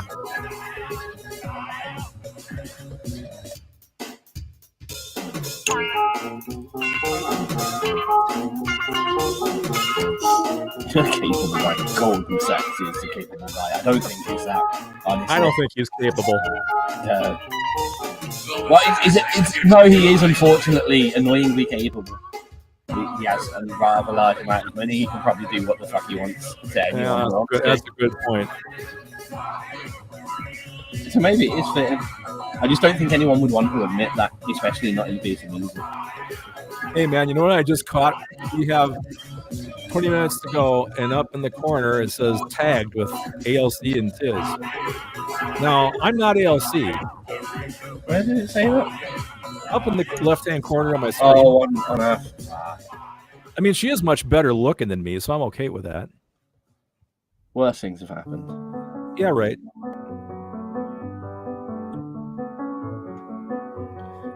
I'm going to have to... There we go. I'm going to have to make our background something critically different so it's obvious when I switch between the two. If you're listening, please take this song as an apology. But I do like my floating squares. Here's my heart, it's in my hands. I don't know where else it should be. Yes, there's a lot of blood and veins, but you can see it beat, beat, beat, and twitch. Ooh, little haunting direction there. It's almost kind of Tori Amos-ish, actually. Wish the language Tori from Amos, my yeah. mouth Couldn't and tell my you one of the body tracks. wouldn't betray me. He's a well. fucking piano genius. There's another setback, lost track. I've heard the name before. I I'll probably never like speak it's another one of these again. artists that like if I heard the track, I'd be like, oh yeah, I remember that. No, look her up. That's Look her up, man. Her first album is incredible. Destroy your mind so easily. So it's pretty much all solo piano and vocal. I might have to wait till she submits to I XRP. feel the whisper. You won't. She's a major. She could go independent. You don't belong Go slumming.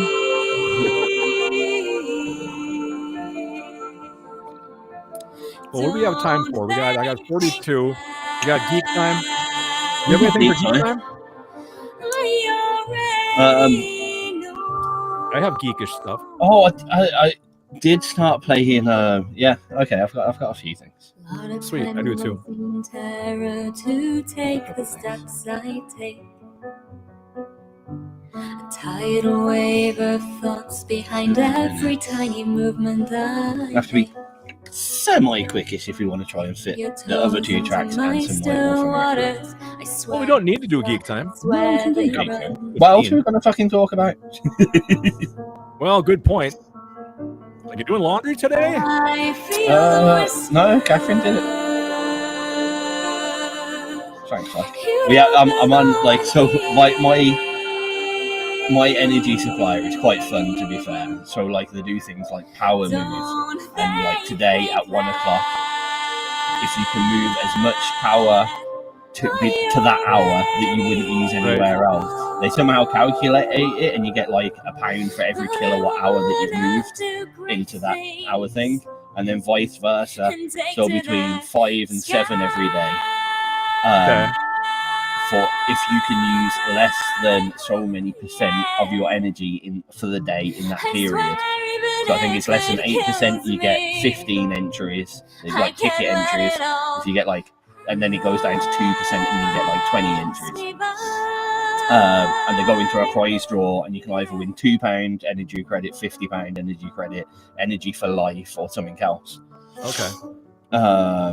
And then there's another thing. There's 3 different things that they're doing. It's all about shifting your energy to less peak times. Right. And you get little alerts, and it'll go like, do all your laundry now and stuff. And it ends up saving if you can do it, if you can bear with it, it like halves your energy bill.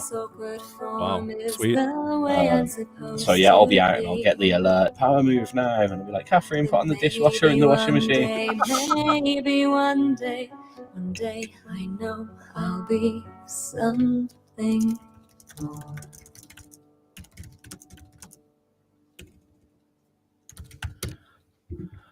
Apology from Catherine Elms. Before that was Fire from Marco Pernice, something very funky, followed by something very almost haunting at times. That definitely gave the feeling of what it's like to have to give an apology. Yeah, agreed. Musical vibes, I love it. We're coming up to the end of the show. We've got a couple of tracks from Craig Hut picks. We're going to try cram in at some Night Wolf and Wrecker as well, just before the end. But as we usually do just before the end, it's time for a bit of geeking time.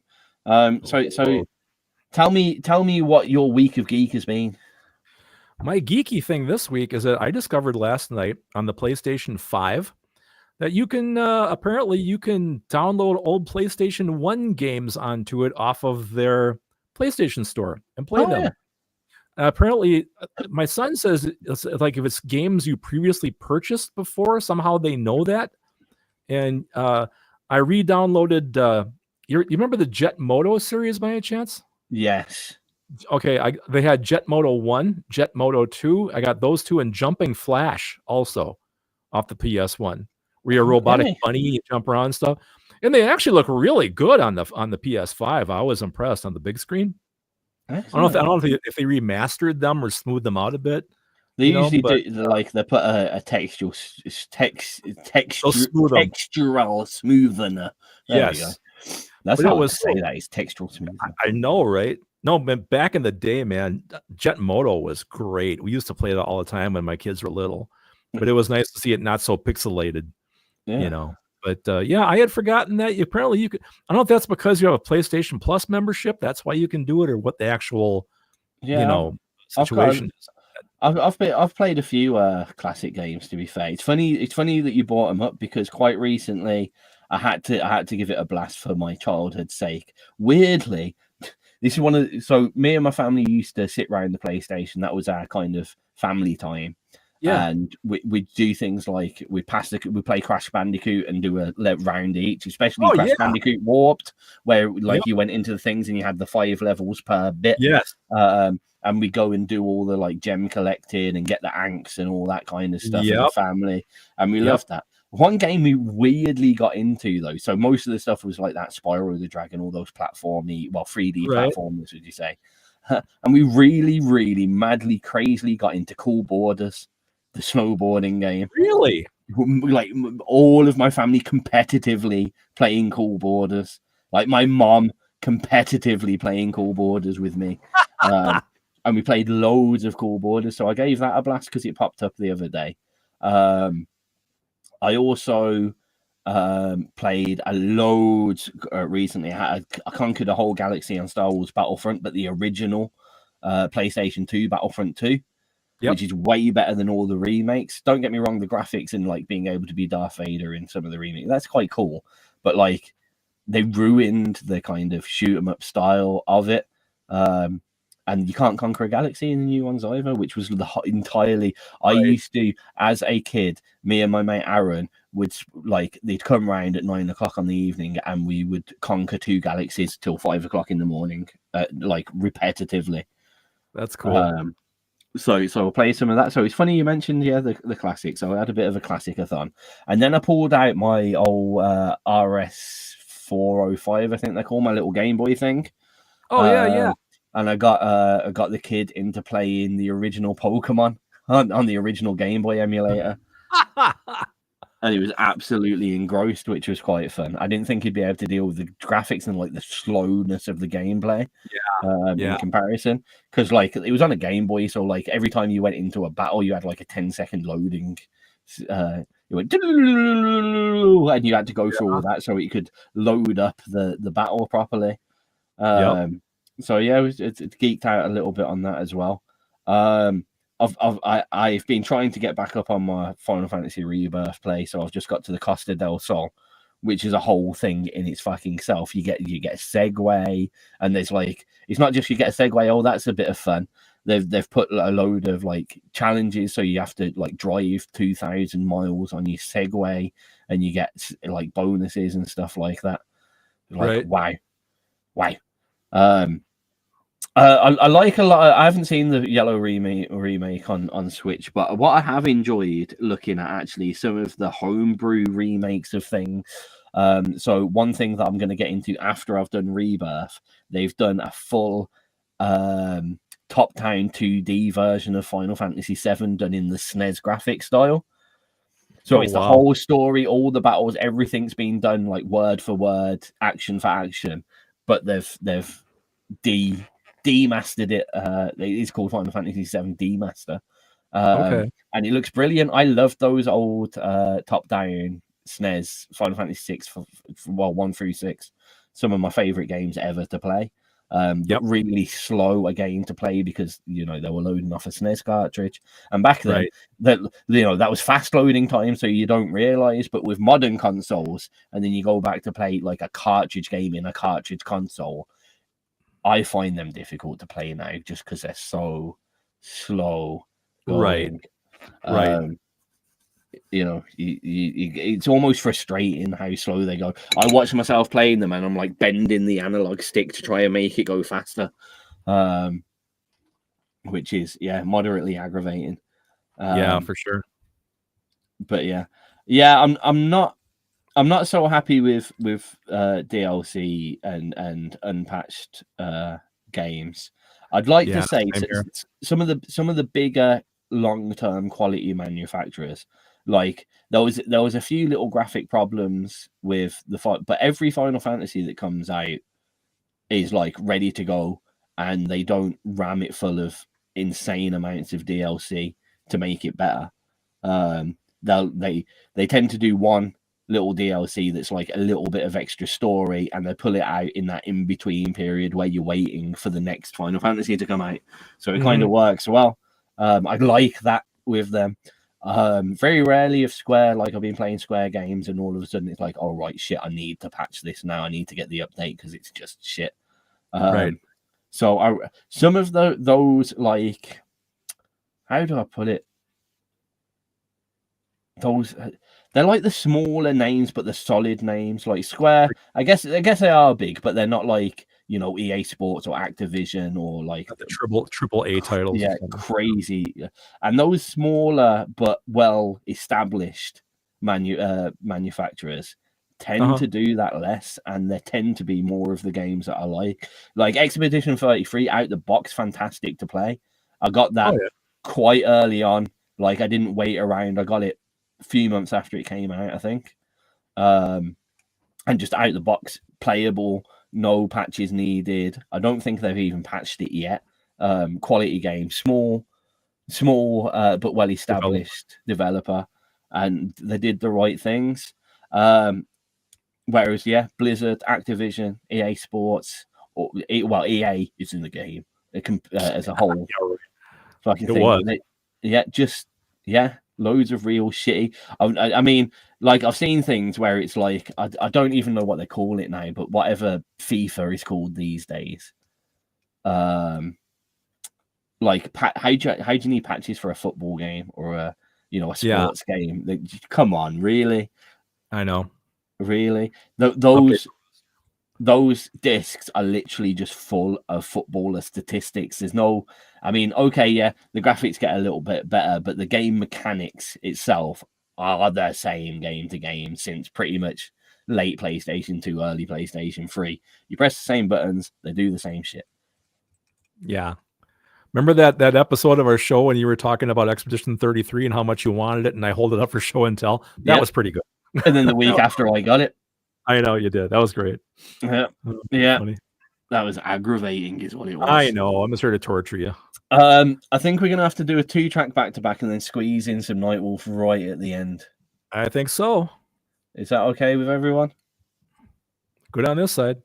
Excellent. Do you want to give us an introduction? You bet. Last 2 tracks on the hit list from Craig here is It's Time to Turn the Tide by BS, followed by Life Raft by the Jonny Phillips Trio.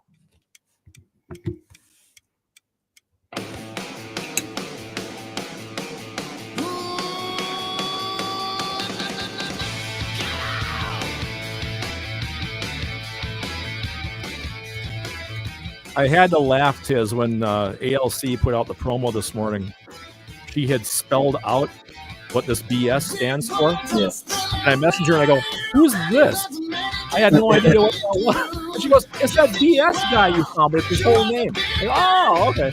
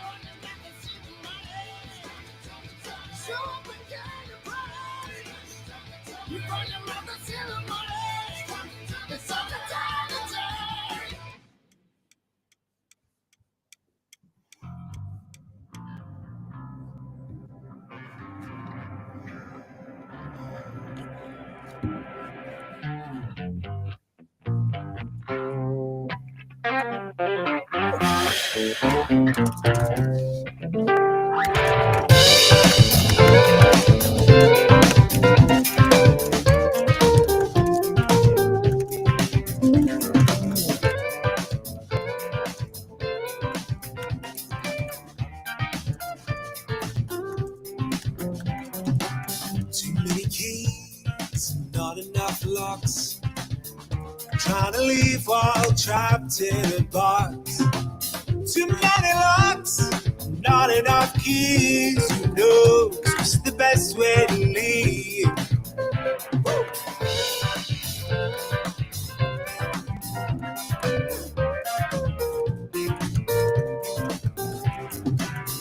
One or the other, never in between.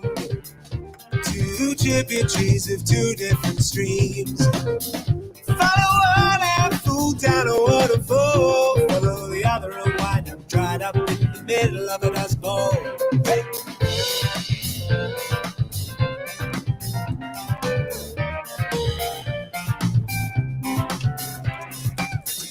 Similar life off to the sea. Won't get very far if you don't stop paddling. No. Wishing on a bright star, rarely seen. Hoping it'll take you to the place you wanna be. Stumbling down the road you think is right somehow, but at least right back to the start. This old town looks different in the light, but now if you're spirit losing heart, surely the end can't be that far. Surely the end can't be that far. He's wonderfully funky. I do like this. Yep. Too many lights, not enough sound. Feeling blinded as the room spins round and round. Too many sounds, not enough light. Who knows what's approaching from the darkest depths of the night? Just another life after the sea. I won't get very far if you don't stop paddling. No, no. Wishing on a bright star, rarely seen. I got a Raspberry Pi because Andrew was like, yeah, we can use it to do a lot of the website development and I can just put it on yours and then you can back with it. Oh, yeah, sure. And it's just sat plugged into a wall. Yeah. It currently forwards my Ring doorbell camera to my Apple Home Kit. That's all it does. Well, it's doing something. Aggravating. Yeah, Wolf is right about PS3 emulation. I mean, the emulators now are great up to PS2. No, I didn't play many PS3 games really. I did get an Xbox One. And I hated it. Hated everything about it. I bought it because I wanted to play Halo. Yeah. Oh, me too. That's the reason I have an Xbox One. So I just have it for Halo and Gears of War and Rare Replay. That's it. Yeah. What shocked me, Xbox One sold like, hello everybody, it's the end of the show. I was just finishing what I was saying to Craig. Yeah, I think Xbox One sold like 58 million units. PlayStation Portal actually sold like 86 million units. And that surprised me. That surprised me I know, right? quite a lot. that overtook. Yeah, Xbox. They're gonna do well if they clinch this deal with Steam and they put Steam on Xboxes, because that opens a world of. The only problem that they're gonna have is selling any discs really. I mean, Steam as a platform is cheap. They're not going to do very well through their own Microsoft store. They'll sell a lot of consoles, I reckon, and then that will help them do other things. It's like the old trick where PlayStation put DVD player in the PS2, and it was cheaper than buying a DVD player at the time. It's that kind of thing. You know, they're going to do well selling units. I think they might have stuffed themselves a bit, but I reckon it will just about help Xbox cling on in the console market. It might even make them succeed a lot, but I'm pretty sure they'll end up drumming down to just being a hardware only based thing that uses 100% of Steam to put games onto the console. Because I've looked at Steam sometimes and I'm like, I wish I had a powerful enough PC to play some of these games, which I don't, because, like, you know, getting a certain game, then you get it on Steam and it's about 20 quid cheaper. Right.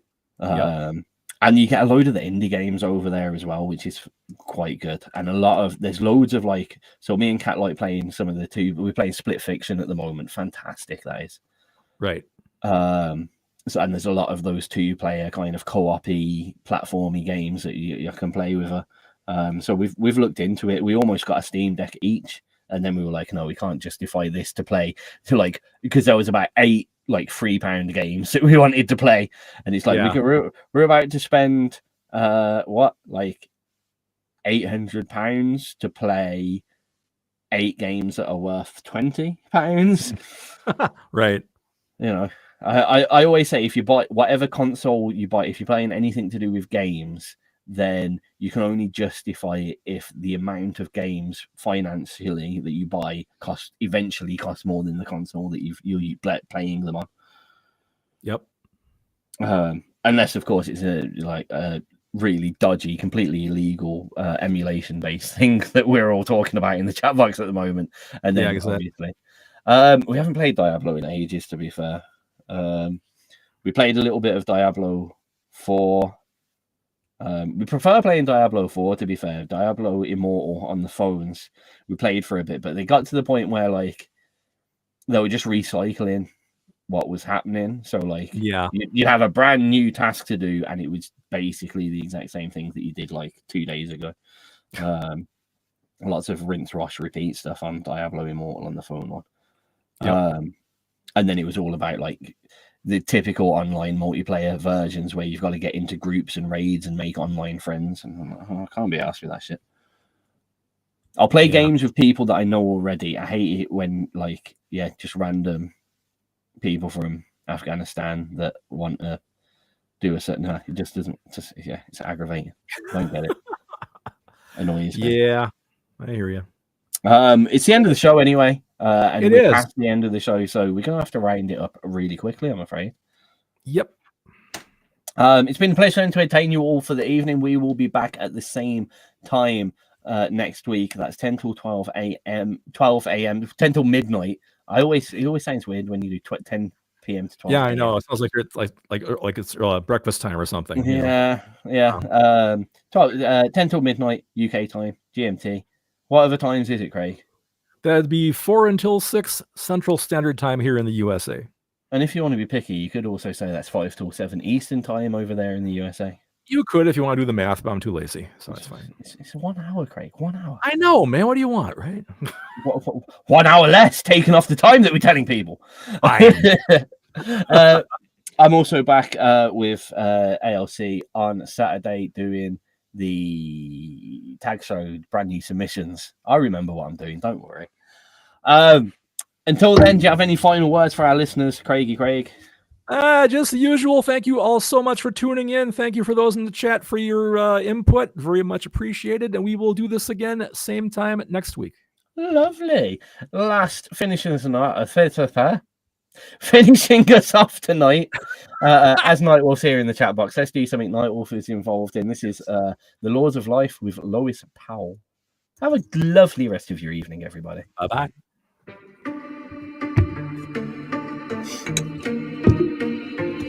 Another show in the bag. We did it again. I know. I'm sorry, everyone. You know, it's pretty funny. We end the show with apologizing for it. Sorry about that. We could be saying sorry that we inflicted it on you. We could be saying sorry that we're finishing it. Well, like I always say, at this point, they're the ones tuning in. I didn't force them to. So there you go. It's like you owe us money or anything. You probably should owe us money. It's a donate button in the bottom corner if anyone fancies it. Yep, We should say that more often. Probably should. Just for fun, ignorant. I think our topic for next week should be something like, why does Halloween season in the United States of America start like 2 months before it happens? I don't understand, and I live here. Blue skies,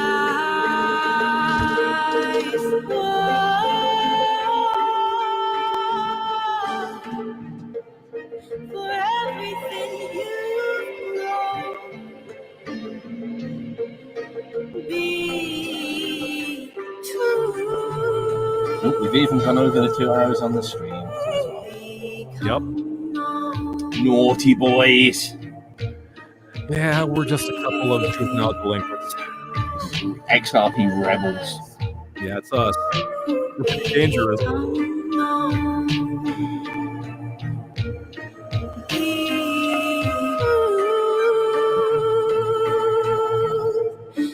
put him in my heart.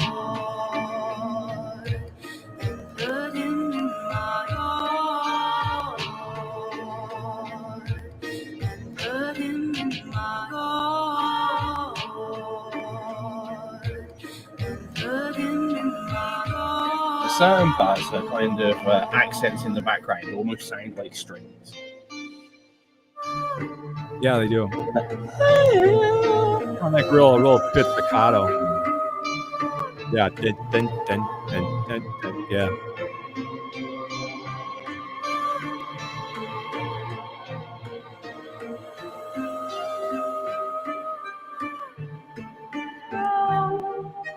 Free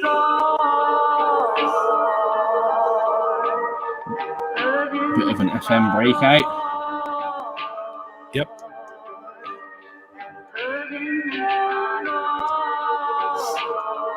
For all of those that have been watching us on our live stream, so you know, if you want all the tracks uninterrupted, next time come to xrpradio.co.uk/chat.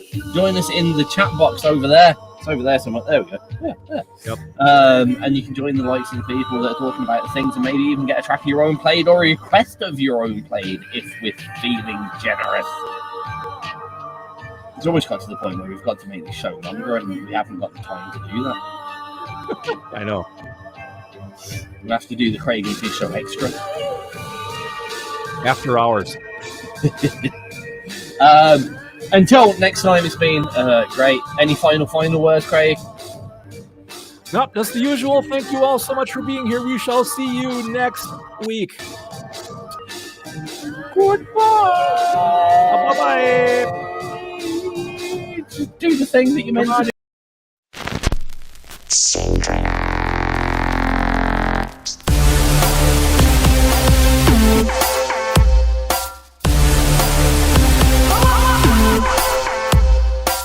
Saturdays on XRP are tagged Sub Saturday 8 to 11 p.m. XRP Radio.